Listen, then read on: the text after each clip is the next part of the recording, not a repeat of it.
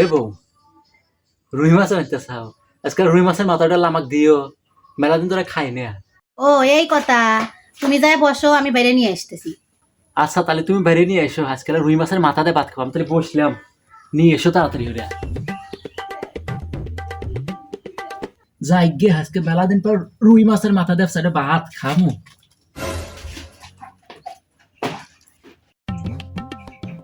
এ বউ, তোরা রুই মাছ রানলা, তোরা এখন রুই মাছের মাথা দিয়ে ভাত দিবে, পান্তা ভাত দিছে ওকে।